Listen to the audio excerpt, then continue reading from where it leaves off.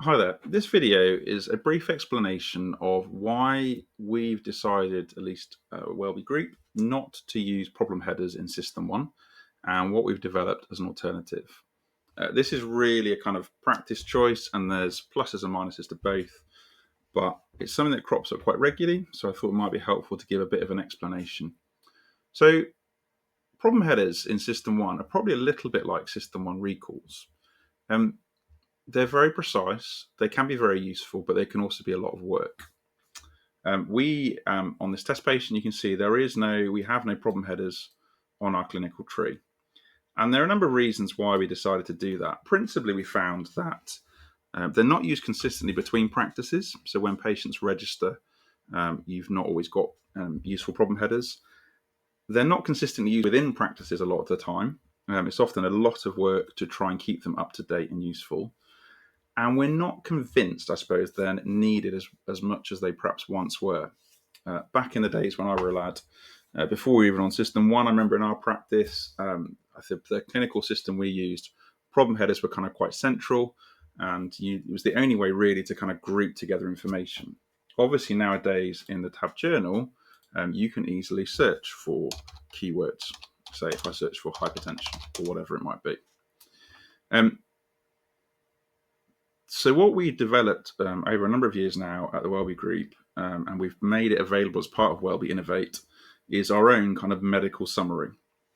Now, this is partly riffing off status alerts that Ardens have really helpfully developed. We're just displaying them in this view. If you've not got Ardens, we can make it display the sort of system-wide alerts, or we'll soon be able to do the same with DCS. It may be something we do on our own in time, I don't know. So what this is really useful for, and this reflects sort of these alerts that are often up here, is it tells you if the patient's got a relevant diagnoses, and it doesn't matter whether it's been sort of added as a problem header. If the codes are in the record, it will be reflected here. Likewise, if, say, you coded COPD resolved, it would remove COPD here.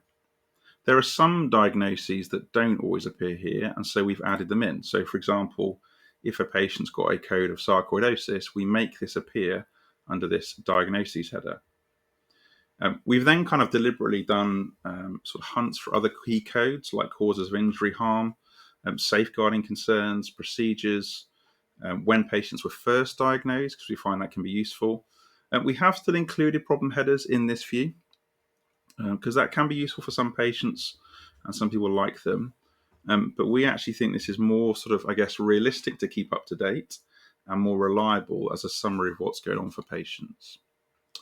One of the things as well that links into that is our automation features in SystmOne. Many of you are using those to things like auto update and code, say COPD and thyroid conditions. And there's other conditions that are not quite, say, automated, but where our protocols can help with diagnoses. Frustratingly, it is not possible within SystmOne to automate the creation of a problem header. There are various rules you can configure with codes and significance and problem headers, but they seem to end up creating a lot of duplicate problem headings and haven't managed to make those really work successfully. So it's really up to you as a practice.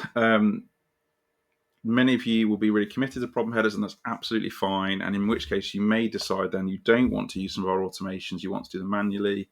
And you'll see in lots of our clinical reports, if I say, for example, show user needs and new diagnosis, we've put consider adding as a major problem heading. Like if we were to do this manually, say once a week to update new diagnoses, I would recommend doing that. But if you want our automations to take care of that for you, then that's not possible. Unfortunately, we can't do things either, like, say, report on these are patients with, say, hypertension diagnosis, but no hypertension problem heading. That's not an option. So again, by using the status alerts that Ardens or others have already created or available system-wide, and then putting together that with other significant codes, we think this is a kind of more robust and reliable way to get an overview of what's going on with patients.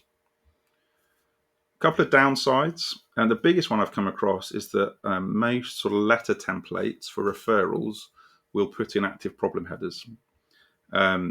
I think it'd be worth perhaps Ardens or others considering using these status alerts as an alternative, or if we ever get into kind of doing some of those things, it might be something we would look at. The summary care record looks at problem headings, the enhanced one. But interestingly, the summary care record also does something similar to what we're doing here and looks for certain key diagnoses, whether they've got a problem header or not. So up to you. If you're really committed to using them, that's absolutely fine. And I think I'd recommend then not having at least some of our automations and doing some of those steps more manually, so you can add them as problem headers. Or you could have a go at trying this. Like we said, the medical summaries of you we've made available through Wellbe Innovate.